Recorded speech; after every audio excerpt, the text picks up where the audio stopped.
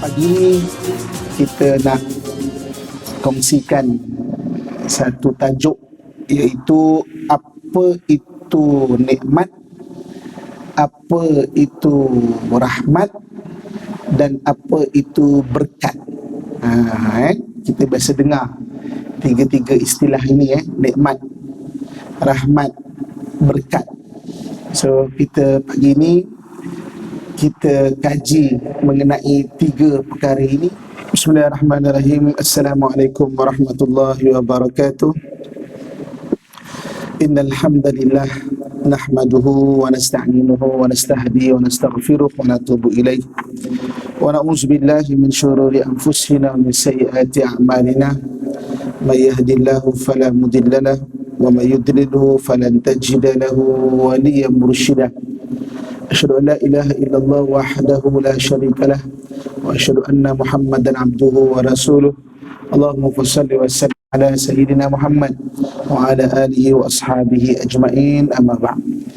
Alhamdulillah, pertama syukur pada Allah Subhanahu wa taala dengan limpahan kurnia dan rahmatnya pada pagi yang berbahagia ni dapat sama-sama kita duduk dalam majlis ilmu.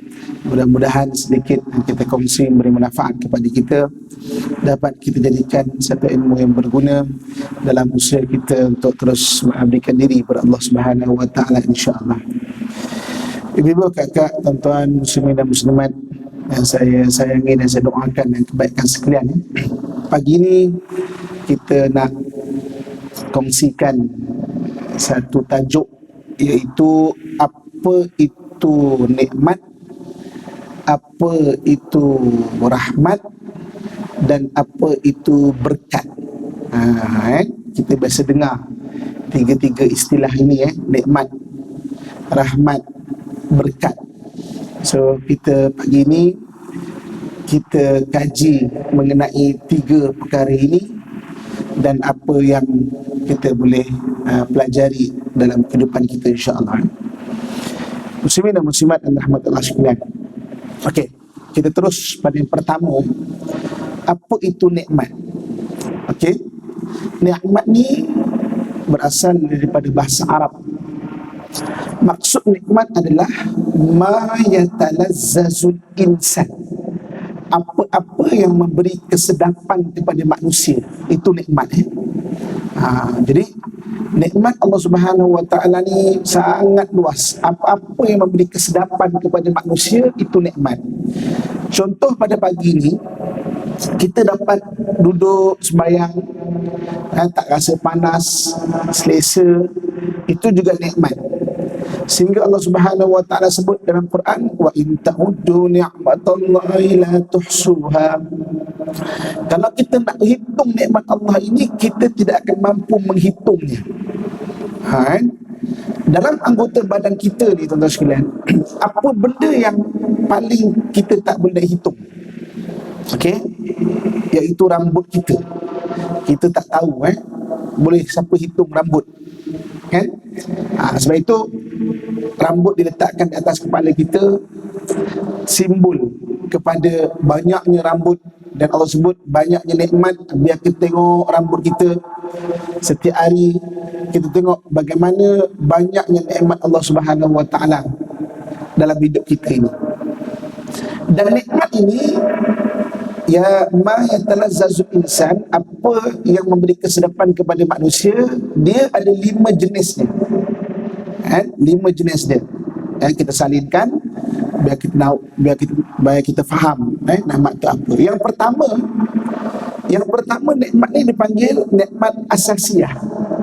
Nikmat asasiyah ni nikmat asas yang Allah beri kepada manusia. Contoh macam udara kita ni. Ini nikmat asas. Bayangkan kurang lebih 5 bilion manusia sedut udara dekat dunia ni tak habis-habis. Bayangkan, ini nak musim haji, manusia berkumpul di padang Arafah. Kita belajar oksigen daripada pokok. Kita keluarkan karbon dioksida, pokok mengeluarkan oksigen. Dekat negara kita banyak pokok tak ada terlebih oksigen pula. Dekat padang Arafah tak ada pokok, berapa juta berhimpun di padang Arafah, tak ada pula kurang. Allah jadikan pergerakan muka bumi ini menyelaraskan oksigennya, kan? Manusia perlukan makan, barang yang kita makan tak habis. Ikan contohnya, 5 bilion manusia dalam dunia, katakanlah satu hari 100 juta orang makan ikan. Katakan 100 juta orang makan ikan. Barang yang kita makan tak pupus, kan? Ikan tak pupus. Barang yang kita tak makan, barang tu yang pupus. Kita tak makan harimau pupus, kan? Tapi barang kita makan tak pupus. Ini nikmat asasiah. Jadi nikmat asasiah ni nikmat yang ada sekeliling kita, yang Allah Subhanahu Wa Taala sediakan untuk kita ni. Kejap lagi kita makan, ibu kakak tuan-tuan sekalian, kita makan, katakan kita makan nasi lemak, kan? Cuba perhati nasi lemak kita. Allah kurniakan nikmat sedap makan nasi lemak. Sebelum dia sampai pagi ni dekat dalam mulut kita nasi lemak tu, Allah sediakan mungkin dah bertahun, mungkin dah setahun lepas orang tuai padi untuk sampai kat mulut kita. Cuba tengok, padi ni agaknya dituai setahun lepas barangkali. Mungkin 3 bulan lepas orang menjala tangkap ikan bilis. Mungkin dah 2 minggu lepas orang penternak ayam ambil telur. Sini buat sambal mungkin setahun setengah lepas. Semua kecil ni Allah jadikan dan dihimpunkan pada pagi ni untuk kita makan. Cuba kita perhatikan, kan? Bukan mudah tau malaikat rezeki nak bawa sini sikit untuk datang dari satu pinggan. Mungkin bertahun dah Allah sediakan untuk kita pada hari ni, kan? Jadi sebab tu kadang-kadang Allah suruh kita tengok, perhati dan bersyukur. Kadang-kadang kita tak perasan, kadang-kadang itu dari nikmat pertama, dipanggil nikmat asasiyah. Nikmat asas yang Allah sediakan, tak payah kita minta-minta, memang Allah sediakan. Okey. Nikmat yang kedua dipanggil nikmat badaniah. Bahasa Melayu pun kita guna. Nikmat badaniah ni nikmat kesihatan. Allah jadikan kita ada mata, ada lutut, ada pinggang, dan kadang-kadang kita tak perasan nikmat badaniah ini satu nikmat sampai nikmat tu hilang. Kita tak perasan mata ni nikmat sampai terpaksa pakai cermin mata. Dah sampai satu keadaan nak baca telefon macam ni. Kan? Kita tak perasan lutut ni satu nikmat sampai berdiri lama sakit lutut. Saya pernah ada satu orang kawan, dia kena uji penyakit buasir. Dia waktu tengah berat ujian buasir tu, buang air terpaksa berdiri. Dia kata apa? Ustaz, baru saya perasan buang air cangkung ni nikmat rupanya. Dia tak perasan benda tu sampai nikmat tu hilang, kan? Sebab tu kita tengok pada hari ni, kan, kita renung, ya mungkin kita susah itu dan ini, tapi kesihatan Alhamdulillah, masih boleh datang masjid, kan? Masih boleh kita sekejap lagi mungkin minum dekat restoran, kan? Itu nikmat badannya, nikmat kesihatan. Okey. Yang ketiga, ya tanazzazul insan, apa yang memberi kesedapan kepada manusia. Yang ketiganya dipanggil nikmat akliyah. Nikmat akliyah ni nikmat akal. Nikmat akal ni apa? Iaitu kita boleh belajar, kita boleh timbul pengalaman baru, kita boleh berfikir. Ini nikmat akal yang kita tak perasan ni.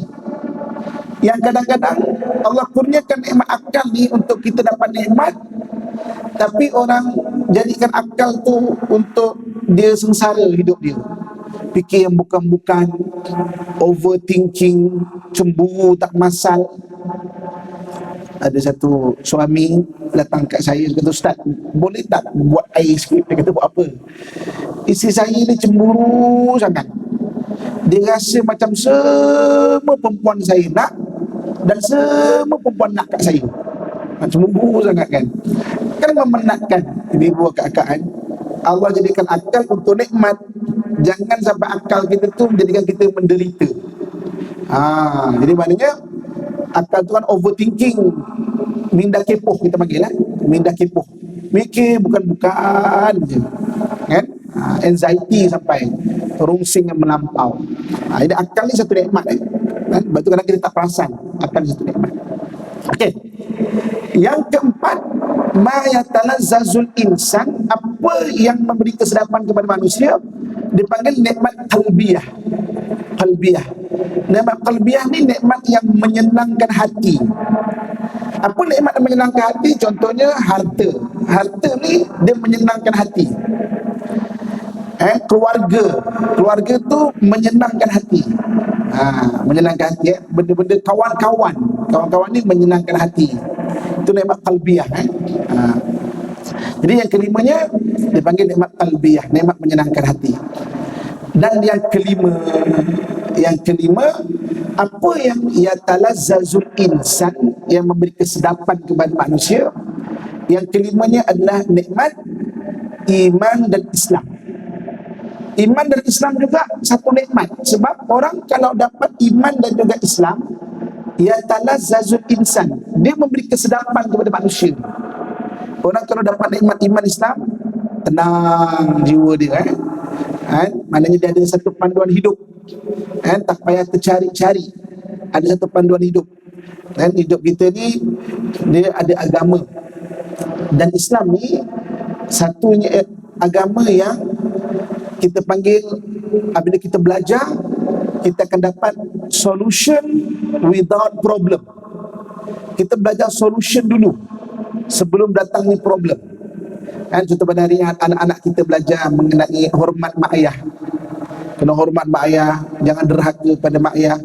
Bukan untuk dia sekarang ni umur dia 10, 15, bukan tu. Guna ilmu tu untuk dia umur 20 tahun nanti, umur dia 30 tahun, umur dia 40 tahun, waktu kita dah tua dah. Itu guna ilmu tu. Jadi anak kita ni disuruh kita belajar, pergi sekolah agama. Sebab banyak dalam agama ni mengajar kita solution without problem. Supaya nanti kalau dah datang satu problem, tahu jalan keluar dia apa. Jadi ini kelima-lima nikmat. Ma yatalazzazul insan.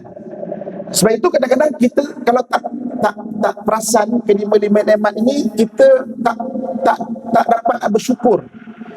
Yang kita highlight, kita perbesarkan dalam hidup kita masalah aja. Semua orang ada masalah, tapi nikmat lagi besar daripada masalah sebenarnya. Ini yang sampai Allah sebut banyak kali dalam surah Rahman, fabi ayyi ala'i rabbikuma tukadziban. Mana satu nikmat Tuhan kamu yang kamu mau dustakan? Kita fikir masalah, pening kepada banyak lagi nikmat. Kita ni sedang berenang di lautan nikmat sebenarnya. Ini nikmat. Kemudian macam mana cara kita nak mendapat nikmat? Nak mendapat nikmat adalah dengan berusaha. Ini dalam Quran Allah sebut laha ma kasabat wa 'alaiha maktasabat. Bagi mereka apa yang mereka usahakan, bagi mereka apa yang mereka usahakan. Kena usaha. Nak dapat nikmat asasiah, usaha jaga. Oksigen kita ni contohnya kan, jaga sebagai khalifah di muka bumi, jaga kebersihan, jaga environment, jaga. Nak dapat nikmat badaniah, jaga. Nak dapat nikmat kesihatan, jaga. Bersenam, makan yang bagus-bagus. Nak dapat nikmat akliyah, jaga. Nikmat akliyah ni jaga dia dengan belajar, tahniah, ibu-ibu, kakak, ayah-ayah saya sekalian, duduk dalam majlis ilmu. Sebab kalau orang tak duduk dalam majlis ilmu, orang tak ada bahan berfikir, dia akan berfikir yang ke belakang. Kalau orang tu tak sentiasa meningkatkan ilmu dia, nanti dia akan berfikir benda yang belakang. Dia tak akan berfikir yang present sekarang ataupun ke depan. Itu yang asyik ungkit benda lama, asyik cerita benda lama. Sebab akal tak ada bahan untuk berfikir. So jaga akal, jaga makan, jaga untuk kuatkan akal. Nikmat qalbiyah, nikmat hati, nak dapat kena jaga. Contoh keluarga satu nikmat, kena jaga. kena berlapang dada, kan? Kena lebih bersabar, kena memaafkan, kan? Dan nikmat iman dan Islam juga kena jaga. Kalau tak, kita tak rasa iman dan Islam itu satu nikmat. Kita tak rasa, kan? Jadi maknanya kena jaga, kena pelihara, kena usahakan. Benda-benda nikmat, benda yang tak datang sendiri, dia kena usaha, kan? Kena jaga, kena pelihara. Contoh macam nikmat iman dan Islam, kan? Kalau dapat, mana usahakan belajar, kan? Cuba renung kebesaran Allah Subhanahu wa taala. Allah sebut wa fi anfusikum afala tubsirun. Diri kamu tak tengok ke? Diri kita ni pun banyak tanda kebesaran Allah Subhanahu wa taala. Tuan-tuan sekalian, tiap-tiap bulan kita kena pergi gunting rambut 2 bulan sekali ke, kan? Umumnya lah, orang kena gunting rambut. Saya kadang-kadang ni pun dah panjang dah rambut, kadang beratur kat kedai gunting rambut berjam. Itu yang kadang-kadang nak pergi tu macam malas, kan? Tak sampai sejengkal daripada rambut ada kening. Ada kening kita panjang setiap bulan. Bangun pagi-pagi, kenapa tak nampak ni? Oh, kening panjang hari ni, selak kan.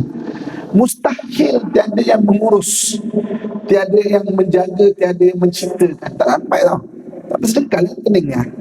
Allah sebut wa fi anfusikum afala tubsirun. Diri kamu tak tengok ke? Kamu tak tengok ke? Perhati ke? Banyak lagi kebesaran Allah Subhanahu wa taala. Jadi ini nikmat. Kita berada di lautan nikmat. Sebab itu Allah sebut wa qalilum min ibadiyasy syakur. Sedikit daripada hamba-hambaku yang bersyukur. Sebab tak perasan nikmat tu satu nikmat. Nanti kita akan besarkan masalah jalan hidup kita, kan? Cuba kita renung duduk, banyaknya nikmat, kan, dalam hidup kita ni yang Allah Subhanahu Wa Taala kurniakan. Muslimin dan muslimat rahmatullah sekalian. Okey, habis bab pertama, apa itu nikmat. Kita pergi pada benda yang kedua, rahmat. Kita bagi nak bincang apa itu nikmat, apa itu rahmat, apa itu berkat. Okey, rahmat ni apa? Rahmat ni maknanya kasih sayang. Rahmat ni makna kasih sayang. Dalam hidup kita ni, ibu kakak tuan-tuan sekalian, disuruh kita untuk mencari, penuhkan hati ni dengan kasih sayang. Okey, hati kita ni ada 2 bahagian kita kena penuhkan. Hati ni dia tak boleh kosong, dia kena penuhkan. Pertama, kena penuhkan dengan iman.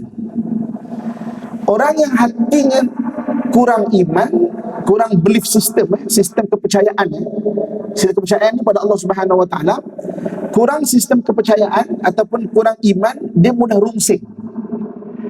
Orang yang hatinya kurang iman, dia mudah rungsing dalam hidup dia. Bahagian kedua yang kena penuhkan hati ni adalah dengan kasih sayang. Orang yang hatinya kurang kasih sayang, dia mudah membenci. Jadi mana hati ni ada 2 bahagian yang perlu penting kita penuhkan. Satu iman, satu lagi kasih sayang. Cuba kita tengok hadis-hadis Nabi SAW. Banyak Nabi suruh kita berkasih sayang. Hati ni kena penuhkan dengan kasih sayang. Ada orang cakap, Ustaz, saya ni kesian hidup saya. Daripada kecil anak yatim, kurang kasih sayang. Masuk sekolah kena bully, kurang kasih sayang. Masuk universiti, orang buat tak tahu je, kurang kasih sayang. Ingatkan kahwin dapat kasih sayang, bini macam-macam pula hal saya. Kalau kita kurang kasih sayang daripada manusia, carilah kasih sayang Allah Subhanahu Wa Taala. Cari kasih sayang Allah Subhanahu Wa Taala. Hati tak boleh kosong dengan kasih sayang. Orang yang kurang kasih sayang, dia mudah membenci. Dia akan tumbuh kebencian dalam hati dia. Dan hati yang ada kebencian mudah membenci orang lain. Sebab itu tuan-tuan sekalian, hati jangan tanam kebencian. Sebab tu hari ini kalau, maaf saya sebut, tapi realiti kehidupan, katakan kita ataupun seorang itu diuji dengan perceraian, contoh, anak kita ke orang sekeliling kita ke. Kenapa bercerai itu sampai disebut bergegar arash, sampai Allah sebut benda halal yang Allah benci, kata hadis Nabi, adalah abghadul halal indallah at-talaq. Benda talak dia halal, boleh, tapi Allah tak suka, Allah benci. Sebab apa? talak ni kalau berlaku, dia mudah tumbuh kebencian. Bergaduh kan. Orang akan jadi fitnah, mengata dan sebagainya. Yang paling bahaya adalah orang tu mengajak anak dia pula, dah bapak kau tak guna.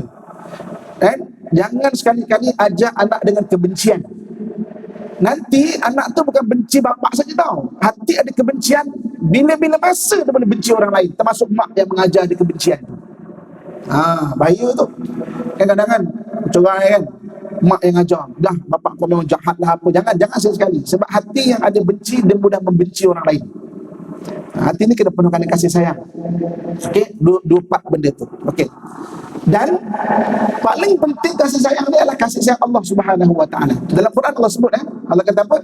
Qul in kuntum tuhibbunallaha fattabi'uni yuhibbukumullah. Kalau kamu sayangkan Allah, ikutlah aku dan ikutlah Nabi, nanti kamu akan rasa Allah menyayangi kamu. Kita usaha nak dapat kasih sayang Allah ni sampai satu stage, sampai satu masa kita akan rasa Allah sayangkan kita. Bila tuan-tuan sekalian bila benda tu kita usaha mencari kasih sayang Allah, kita rasa Allah sayangkan kita. Bila ini Allah sebut ada masalah, dia beri jalan keluar bagi masalah. Wa may yattaqillaha yaj'al lahu makhrajan. Diberi rezeki dari sumber yang tidak disangka-sangka. Ada je jalan keluar dalam hidup kita ni.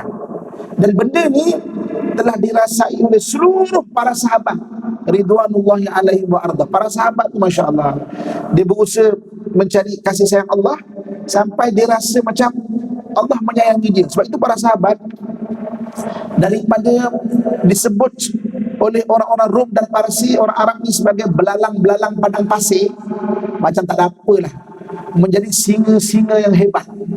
Bila hati itu ada kasih sayang Allah Subhanahu wa taala, pergi sampai ke mana-mana tuan-tuan sekalian, tak ada rasa takut, tak ada rasa bimbang. Sebab apa? Hidup dia bertemankan Allah Subhanahu wa taala. Ada sistem kepercayaan yang kuat. Tuan-tuan orang Arab tu orang yang tak ada bertamadun satu ketika dahulu.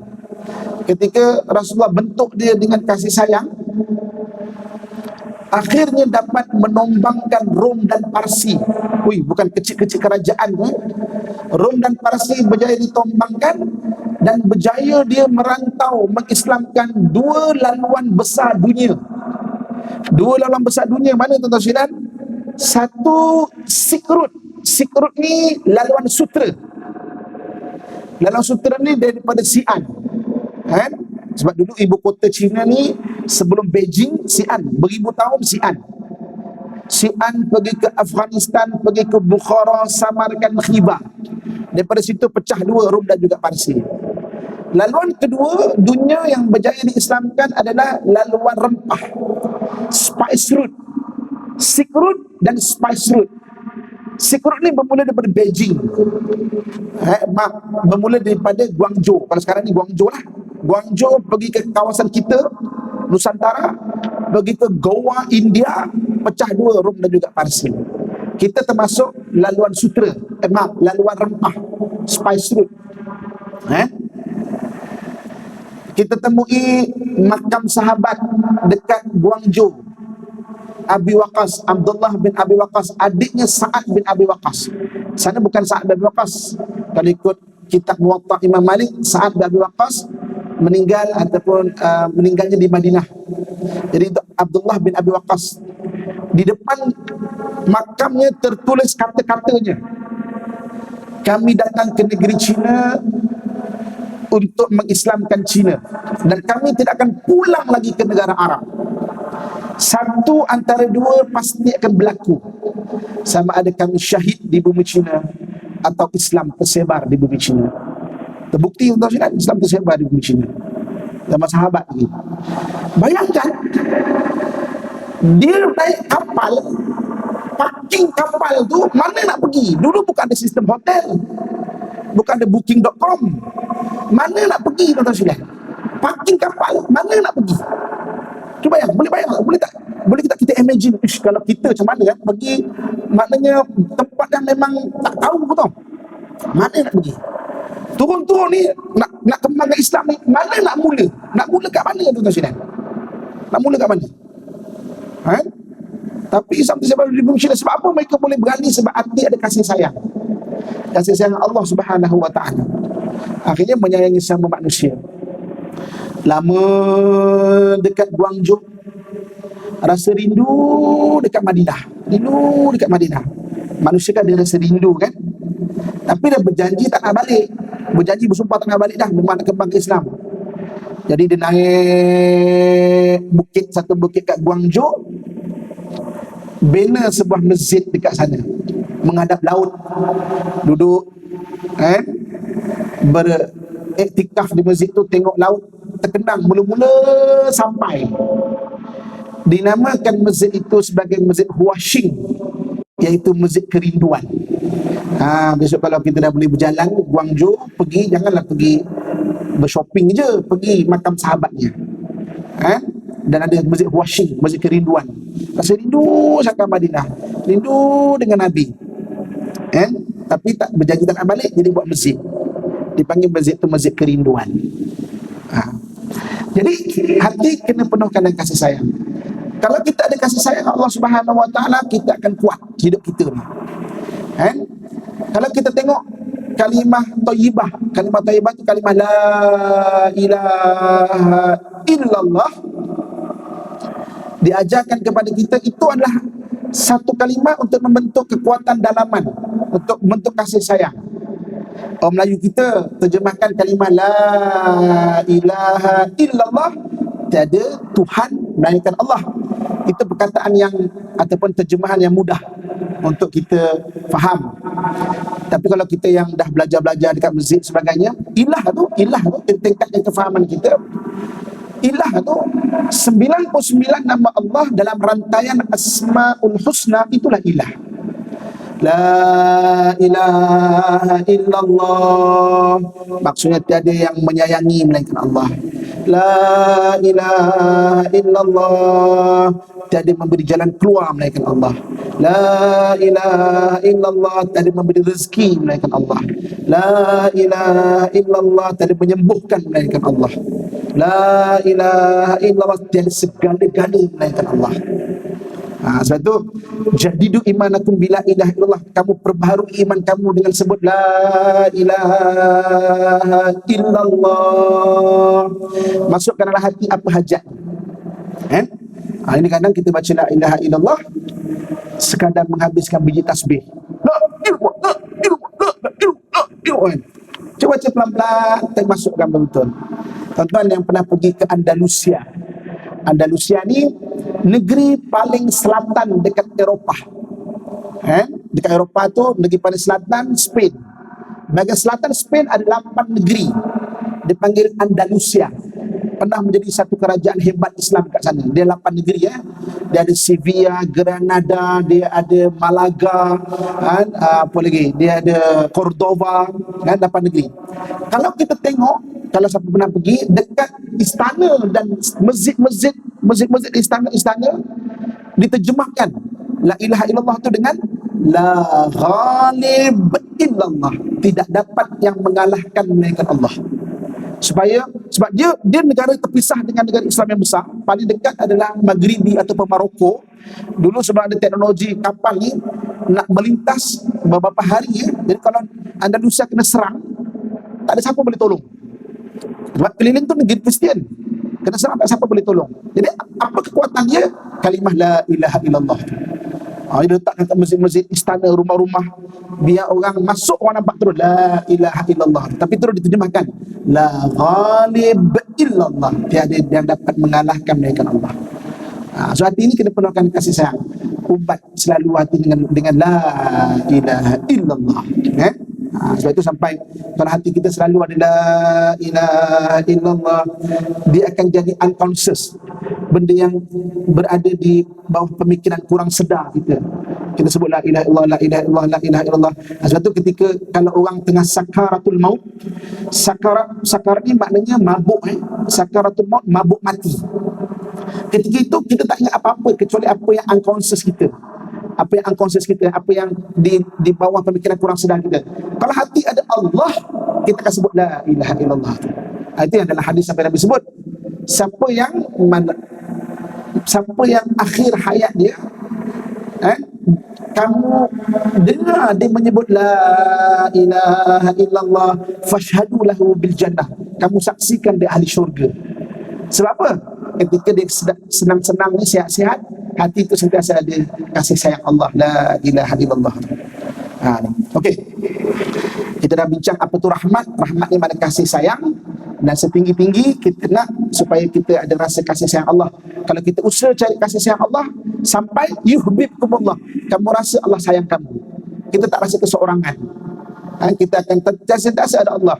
Ada masalah diberi jalan keluar, ada hajat Allah tunaikan hajat, teringat nak makan durian, tiba-tiba ting tong jiran kita datang, baru balik di Pahang beli durian, teringat ke awak, baru ni nak makan durian, ada durian, sampai kita rasa macam tu.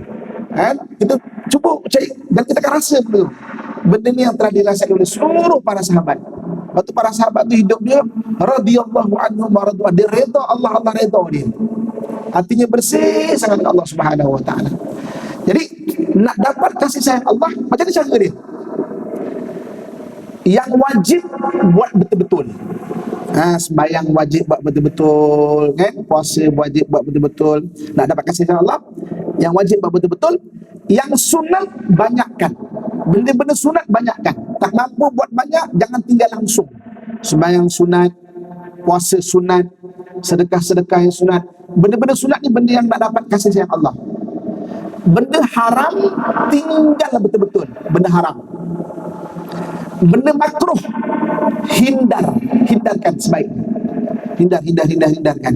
Kadang-kadang benda makruh tu kebiasaan kita kan, cuba hindarkan. So yang wajib buat betul-betul, yang sunat banyakkan, yang haram tinggal betul-betul, yang makruh hindarkan. Kan? Ini cara nak dapat kasih sayang Allah Subhanahu wa taala. So usahalah. Arti kena penuhkan dengan dua, iman dan kasih sayang. Orang yang tak ada iman mudah rungsing atau kurang iman. Orang yang kurang kasih sayang akan tumbuh kebencian. Orang yang hati di kebencian, dia akan mudah membenci orang lain. Hati yang ada kebencian, masukkan dengan kasih sayang. Okey, habis bab rahmat. Okey, bab yang terakhir iaitu berkat. Apa pula berkat? Kita biasa dengar perkataan berkat. Kalau sebahagian orang digunakan perkataan berkat untuk bungkusan kenduri kahwin. Ambil berkat ni, berkat. Ada kenduri kahwin kan setengah kan. Johor ke Selangor ke ada berkat. Maksudnya bawa balik hidangan kalau kenduri kahwin. Okey. Berkat ni maksud dia adalah ziyadatul khair, percambahan kebaikan. So maknanya benda-benda berkat ni maksudnya percambahan kebaikan, ziyadatul khair, percambahan kebaikan. Okey. Orang yang ada berkat dalam hidup dia akan banyak percambahan kebaikan dalam hidup dia. Contoh umur kita ni, semua kita ada umur. Okey. Dan semakin orang berumur, kalau ada berkat pada umur dia, makin banyak kebaikan tercetus di tangan dia. Betul. Kalau makin tua, makin berumur, makin bagus, makin menasihati orang, makin sabar, makin tenang, maknanya ada berkat pada umur tu. Sebab berkat ni maknanya percambahan kebaikan. Tapi pernah jumpa tak? Makin berumur, makin berminyak, betul-betul makin teruk kadang-kadang makin berumur, makin macam-macam perangai keluar, benda-benda perangai macam-macam, makin pening, makin berumur makin hara, makin berumur makin karat, rambut ni karat rambut rambutnya warna karat, rambutnya warna merah lah apa dikalakan. Makin berumur makin marah-marah, makin berumur makin tak sabar. Kalau itu berlaku, kena cek balik. Okay, ilmu ada berkat. Kalau ilmu ada berkat, dia mencambah kebaikan. Makin belajar makin baik, makin belajar makin nak menambah amal, makin belajar makin hormat dekat orang.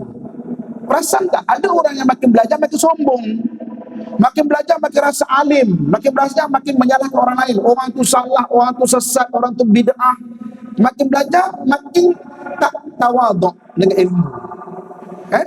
Ada orang makin belajar makin baik kan? Makin belajar makin baik. Kan ni makin belajar makin rasa berkembang, berkepak kan? Kan? Jadi maknanya cek balik. Ada tak ilmu tu ada keberkatan ataupun tidak? Kan? Keluarga ni kalau ada berkat, dia akan ada pencambahan kebaikan.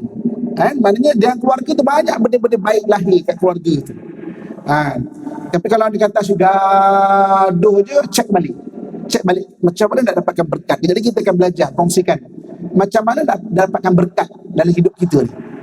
Kan? Jadi maknanya itu berkat. Berkat ni maknanya ziyadatul khair, pencambahan kebaikan. Hidup kalau ada berkat, makin banyak benda kebaikan lahir. Kalau ilmu ada berkat, makin banyak pencambahan kebaikan daripada ilmu. Kan? Kalau umur ada berkat, makin bercambah kebaikan pada umur. Okey. Kemudian kita belajar pula, kita kongsikan pula macam mana nak dapat berkat. Tadi kita dah belajar pasal nikmat, macam mana nak dapat nikmat. Kita usaha. Kita belajar pasal rahmat, macam mana mendapat rahmat. Rahmat ni jaga tadi, wajib banyakkan, buat betul-betul, sunat banyakkan, makruh hindarkan, yang haram tinggal betul-betul. Berkat, macam mana nak dapat berkat dalam hidup. Macam dapat berkat, tuan-tuan sekalian, nak dapat berkat dalam hidup, jaga adab. Adab adalah sumber kepada keberkatan. Sebab itu dalam Islam, kenapa dalam Islam ada adab? Sebab adab sumber kepada berkat. Contoh, ilmu, nak dapat berkat pada ilmu, kena jaga adab belajar. Adab belajar, kena ada adab dengan ilmu tu sendiri. Ilmu kena ada adab dia. Kena ada adab majlis ilmu, kena ada adab dengan guru. Ada adab, lahir keberkatan kepada ilmu tu. Okey, umur ada berkat. Macam mana jaga adab umur? Adab umur ni yang paling penting adalah jangan bertangguh. Itu adab umur. Jangan bertangguh, kerja-kerja jangan tangguh. Dalam hadis yang disebut halaka musawwifun, binasalah orang yang suka menangguh-nangguh kerjanya. Dalam Quran Allah sebut wala taqulanna li syai'in inni fa'ilun dzalika ghada. Jangan kamu katakan perkara yang kamu boleh buat pada hari ini, aku akan buatnya hari esok. Jangan bertangguh. Itu untuk keberkatan umur. Kan? Kemudian untuk keberkatan umur, sentiasa memperbaiki diri. Kita kena perlu tingkatkan diri kita ni. Perlu maksudnya kita perlu sentiasa memperbaiki kelemahan-kelemahan diri. Sebab semua orang ada kelemahan. Tak kira lah, siapa pun tetap ada kelemahan. Allah tak jadikan manusia itu sempurna. Kan? Untuk memperbaiki diri ini, dia ada prasyarat dia. Apa prasyarat memperbaiki diri? Dia kena ada satu kemahiran melihat kelemahan dan keaiban diri. Itu prasyarat untuk memperbaiki diri. Kalau orang tak ada kemahiran ini, dia susah nak baiki diri. Jadi kita kena ada kemahiran melihat kelemahan diri. Dipanggil dalam bahasa Arab muhasabah. Kita bahasa dengar muhasabah tu kan. Muhasabah ni maknanya kita tengok kelemahan diri kita ni. Dan benda tu bukan senang tau, susah. Saya tuan-tuan sekalian satu hari saya buat satu kursus. Banyaklah kursus saya buat. Jadi salah satu modul yang biasa saya buat adalah inilah, untuk peningkatan diri ni. Jadi kalau pada permulaan sesi pertama, okey tuan-tuan sekalian, untuk asas mengenal diri kita kena tahu kelebihan dan kelemahan diri.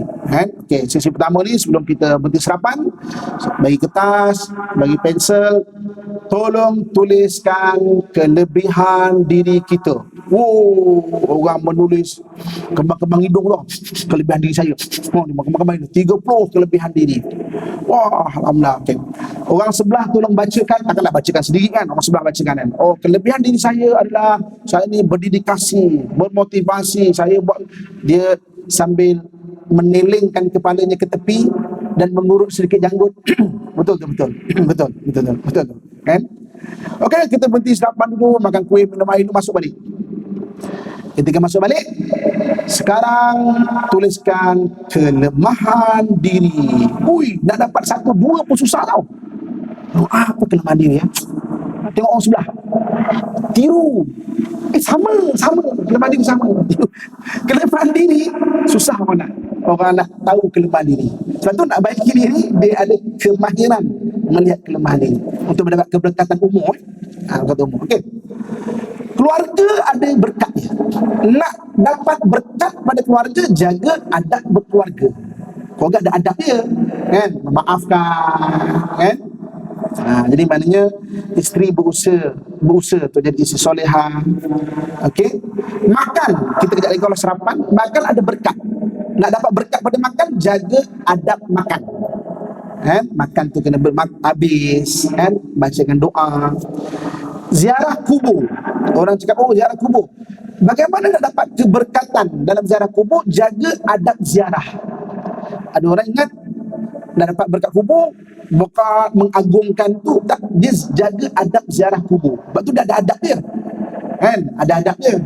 Dia aku bersihkan. Ada orang kadang ziarah makam sana makam sini, dia ada adab dia, kan? Jadi maknanya semua benda ada adab. Adab sumber kepada berkat. Jadi benda ini yang benda yang maknanya kita nak usahakan, kan? Bukan saja kita ada rahmat, tapi ada keberkatan dalam hidup. Tuan-tuan muslimin dan muslimat rahmatullah sekalian. Okey, habis kita punya perkongsian, kan? Iaitu apa itu nikmat, apa itu rahmat, apa itu berkat. Okey, kesimpulan dia tuan-tuan sekalian.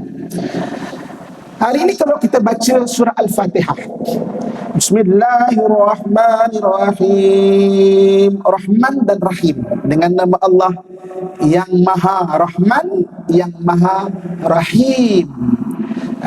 Dalam bahasa Melayu diterjemahkan pengasih, penyayang. Ada setengah-setengah terjemahan pemurah dan penyayang. Sebenarnya perkataan Rahman dengan Rahim perkataan yang sama. Okey. Cuma bila nak diterjemahkan untuk mudah faham, ada orang terjemah pemurah, penyayang, ada kata pengasih, penyayang. Cumanya Rahman, Ar-Rahim, Rahman ni dengan nama Allah yang Maha Rahman, yang Maha Rahim. Rahman ni adalah untuk semua manusia. Dia sembah Allah ke tak sembah Allah, Allah bagi Rahman untuk semua manusia. Apa itu? Nikmat semua Allah bagi. Tapi Rahim untuk orang yang beriman saja, orang yang hatinya ada kepercayaan kepada Allah dan Rasul. Apa dia? Rahmat dan berkat dekat Rahim, kan? Sebab itu Bismillahirrahmanirrahim, dengan nama Allah yang pengasih lagi penyayang, atau pemurah atau penyayang. Sebenarnya dia dua perkataan sama. Cuba untuk kita faham, Rahman untuk semua manusia, Rahim untuk orang beriman saja, kan? Rahman nikmat, kita berbicara pasal nikmat tadi. Rahim rahmat dan berkat untuk orang beriman je, orang yang hatinya ada kepercayaan kepada Allah dan Rasul, orang yang ada belief system yang kuat, iaitu percaya Allah dan Rasul, dia akan dapat Rahim, kan? Jadi hari ini kalau kita usahakan nikmat, usahakan rahmat dan berkat, kita termasuk dalam orang yang kita sebut Fatihah tu, yang Allah berikan Rahman, iaitu nikmat, Allah berikan Rahim, rahmat dan juga berkat, kan? Dan kita dah belajar tadi macam mana cara nak mendapatkan nikmat, dapatkan rahmat, dapatkan berkat. Barulah kita baca surah Fatihah tu sedap kita kasihan. Bismillahirrahmanirrahim, 2 kali diulang, kan? Alhamdulillahi rabbil alamin, Ar-Rahmanirrahim, 2 kali diulang Rahman dan Rahim. Kan? Jadi kita sembahyang, aku sembahyang ni sebab apa? Sebab aku ada kepercayaan pada Allah dan juga Rasul.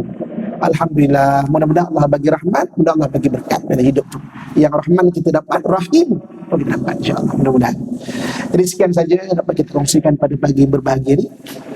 Yang baik datang daripada Allah Subhanahu wa taala, yang kurang dan lemah dari kelemahan diri saya sendiri, saya minta ampun dan maaf. Aqulu qawli ma sami'tum, astaghfirullah li wa lakum wa lisa'ilil muslimin, fa ya fawzal mustaghfirin wa ya najatat taibin. Assalamualaikum warahmatullahi wabarakatuh. أعوذ بالله من الشيطان الرجيم. بسم الله الرحمن الرحيم. الحمد لله رب العالمين والصلاة والسلام على أشرف الأنبياء والمرسلين وعلى آله وصحبه أجمعين. Ya Allah, ya Tuhan kami, pada kesempatan hidup yang telah Kau berikan kepada kami, ya Allah, jika ada kesalahan dan keaiban yang kami lakukan, ya Allah, ampunkan segala dosa-dosa kami, ya Allah. Ya Allah, ya Tuhan kami, pada peluang hidup yang masih Kau berikan kepada kami, ya Allah, kami mohon kepadamu, ya Allah, bimbinglah kami ke jalan-Mu yang lurus, ya Allah. Ya Allah, ya Tuhan kami, jika ada di kalangan kami orang yang sedang sakit, ya Allah, berikan kesembuhan-Mu kepada mereka, ya Allah. Jika ada di kalangan kami orang yang sedang susah, ya Allah, bantulah segala urusan mereka, ya Allah.